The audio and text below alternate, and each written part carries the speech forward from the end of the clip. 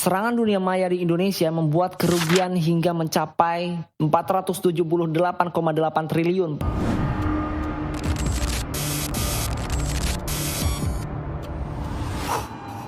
Halo men, balik lagi bareng gua di channel Fieldy Story. Gimana kabar kalian? Semoga sehat selalu. Oke cuy, kita tahu baru-baru ini negara kita sedang mendapatkan musibah cuy, yaitu tentang data PDNS negara kita yang diretas.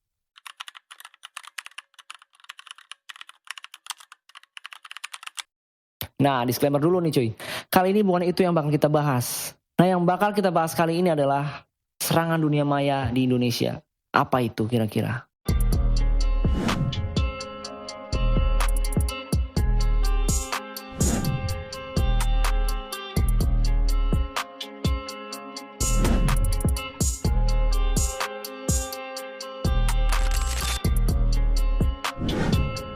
Oke cuy, sebelum kita lanjut ke pembahasannya, alangkah baiknya kalian pencet tombol subscribe-nya terlebih dahulu, klik tombol like-nya jika kalian suka dengan video pembahasan kali ini. Oke, langsung aja kita lanjut ke pembahasannya. Serangan dunia maya di Indonesia adalah berbagai upaya untuk mendapatkan akses ilegal atau tidak sah terhadap suatu komputer, sistem komputer, atau jaringan komputer dengan tujuan untuk mencuri data, menonaktifkan, mengganggu, atau bahkan mengendalikan dengan cara memodifikasi, memblokir, menghapus, atau dengan cara lain, memanipulasi dan menghancurkan sistem komputer. Nah, jadi ini tuh kayak semacam pencuri atau perampok tapi secara online gitu. Menurut data Badan Cyber dan Sandi Negara BSSN, serangan dunia maya di Indonesia sepanjang tahun 2021 mencapai 1.637.973.022 kali. Jadi sampai sebanyak itu cuy. Padahal itu di tahun 2021. Ya, semoga Kominfo dan pemerintah kita bisa lebih berhati-hati ke depannya ya cuy. Dan bisa mengupayakan perbaikan sistemnya supaya lebih aman lagi. Nah, dengan indikator peningkatan anomali trafik terbesarnya berupa serangan malware, aktivitas trojan, hingga pengumpulan data informasi untuk mengetahui celah keamanan. Serangan dunia maya di Indonesia membuat kerugian hingga mencapai 478,8 triliun pada tahun 2017. Nah, sementara itu, hingga tahun 2022, aktivitas serangan dunia maya di Indonesia telah mencapai 714.170.967. Dengan aktivitas terbesar serangan dunia maya terjadi pada bulan Januari, yakni 272.962.734 kali. Melonjaknya jauh banget. Sedangkan Kaspersky juga mendeteksi serangan dunia maya di Indonesia selama Januari sampai Maret 2022 mencapai 11.802.558. Hal ini membuat Indonesia menjadi negara di Asia Tenggara yang paling beresiko terkena ancaman serangan internet. Sedangkan di dunia, Indonesia berada di peringkat ke-60. Jadi negara kita ini termasuk sebagai negara yang rentan di-hack cuy. Jadi ada 3 jenis serangan dunia maya yang paling sering terjadi di Indonesia, yaitu ransomware atau malware, diikuti phishing dan eksploitasi kerentanan, kemudian web defacement atau tindakan mengubah konten sebuah halaman. Jadi, ransomware merupakan jenis program berbahaya atau malware yang dapat mengunci sekaligus menyandra sistem, data hingga file yang ada di komputer atau server korban dengan bantuan teknologi enkripsi data. Dan pada umumnya, yang menjadi target sasaran adalah dunia akademi dan pemerintahan daerah, lembaga swasta, lembaga hukum, dan pusat pemerintahan. Sedangkan web defacement juga masih mendominasi kasus pembatasan terhadap laman pemerintahan daerah sepanjang Januari sampai Oktober 2021. Jadi gini cuy, jika dilihat dari asal-usulnya, serangan dunia maya yang terjadi di Indonesia justru paling banyak berasal dari dalam negeri. Kemudian, kalau di luar negeri nih, seperti contohnya India, Amerika Serikat, Bangladesh, Rusia, Tiongkok, Vietnam, dan Brazil. Namun, Indonesia adalah yang paling banyak menjadi target sasaran seperti kota-kota di Provinsi Bali, Jakarta, dan juga Aceh cuy.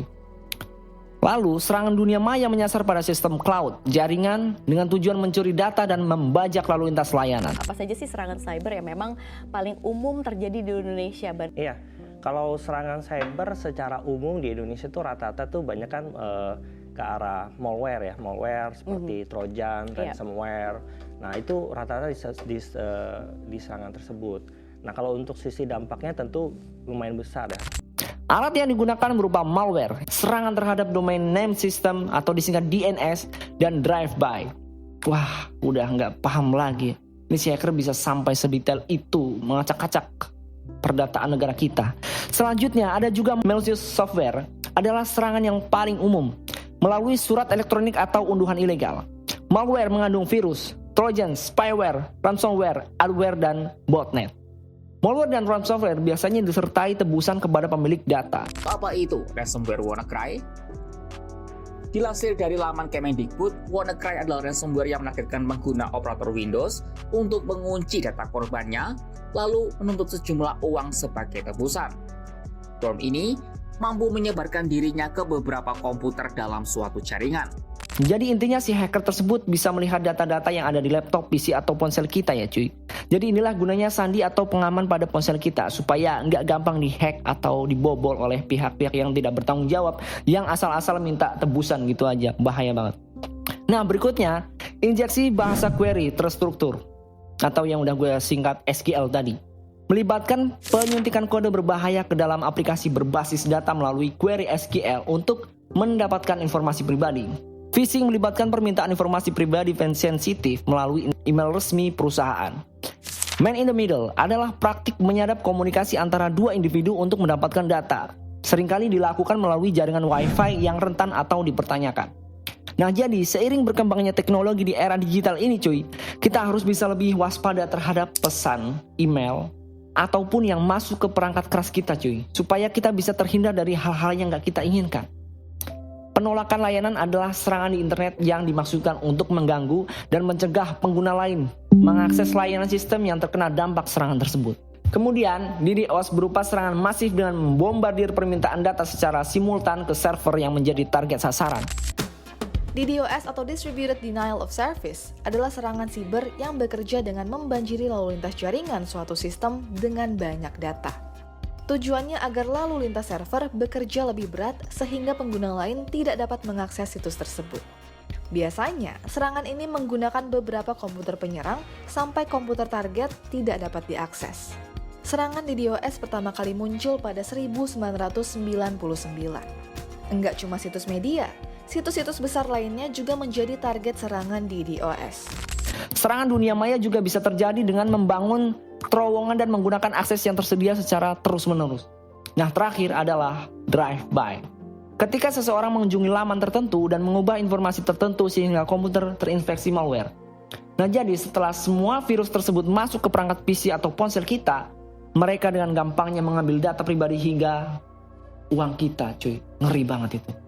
Ada juga beberapa program menyediakan informasi untuk mendeteksi apakah alamat email yang dimiliki rentan terhadap aksi peretasan hanya dengan memasukkan alamat email.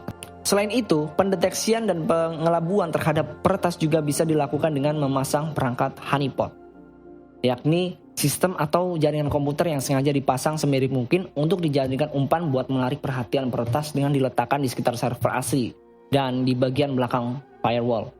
Adapun jenis honeypot terbagi dua, yakni Low Involvement Honeypot dan High Involvement Honeypot. Berdasarkan data Badan Cyber dan Sandi Negara, Pontianak menjadi kota yang memiliki banyak perangkat honeypot. Nah, buat kalian yang pernah punya pengalaman terkena hack, coba komen di bawah supaya teman dan saudara kita bisa lebih hati-hati lagi dalam menyimpan data di perangkat digitalnya, guys. Berikutnya, terdapat jenis-jenis malware yang sering menyerang negara kita tercinta ini, cuy. Yang pertama, botnet malware. Jenis ini paling banyak menyerang Indonesia, yakni lebih dari 730 juta atau 44,62% dari anomali traffic di Indonesia. Malware ini dirancang untuk mengirim spam, mencuri data. Sasarannya adalah Microsoft Windows yang terjangkit dan tersebar melalui spam surat elektronik dan unduhan ilegal. Setelah terinspeksi, botnet langsung mematikan Windows Defender, Windows Update, dan memblokir port tambahan di firewall. Nah, terakhir, malware ini mematikan dan menghapus file berakhir di X di folder atau PP data yang berakibat data hilang. Yang kedua, jenis serangan malware kedua yang paling banyak terjadi di Indonesia adalah protokol skandal Moxa, yakni sebanyak 70 juta lebih anomali traffic. Menurut BSSN, sistem SCADA digunakan dalam Industrial Control System. atau Programmable Logic Controllers untuk sistem jaringan komputer berskala besar di perusahaan yang bergerak di kelistrikan dan migas karena tidak menerapkan autentikasi. Sistem SCADA memiliki kerentanan pada perangkat boksa yang memungkinkan penyerang menyisipkan malware. Malware ketiga adalah minipool, yakni program khusus yang dirancang untuk menambang mata uang kripto di perangkat komputer atau server tanpa sepengetahuan pemiliknya. Dan yang keempat, malware Win Trojan Zero Access, mengincar sistem operasi Microsoft Windows dengan menyusupkan iklan berbayar per klik, sehingga penyerang mendapatkan uang secara cepat karena dapat mengunduh malware jenis lain ke komputer target sasaran. Bahkan juga mampu menampilkan informasi ancaman palsu yang akan mendorong pemilik membeli software antivirus palsu.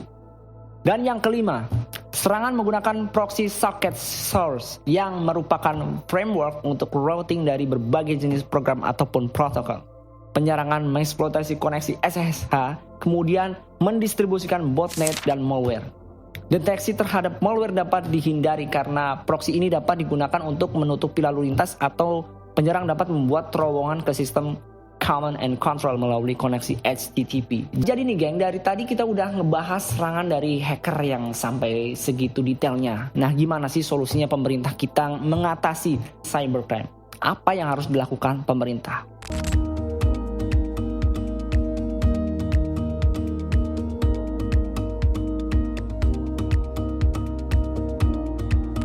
Pemerintah melalui Kepolisian Negara Republik Indonesia telah mengambil beberapa langkah untuk memerangi kejahatan cyber melalui Direktorat Tindak Pidana Cyber.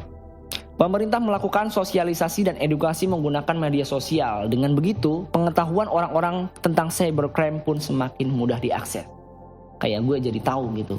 Selain itu, di Tipit Cyber juga membuka sebuah platform bagi masyarakat yang ingin melakukan pengaduan terhadap kejahatan cyber yang menimpa mereka. Hal ini menjadi salah satu upaya tanggung jawab pemerintah untuk melindungi masyarakat dari bahaya kejahatan dunia maya.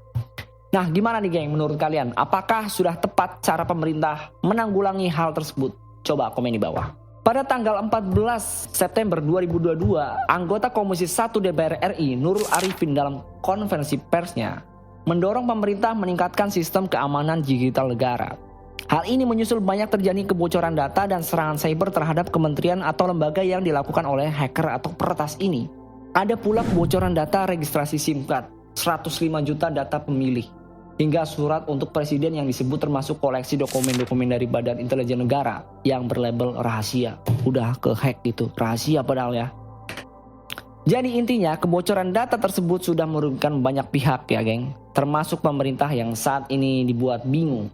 Kominfo juga dibuat bingung bro.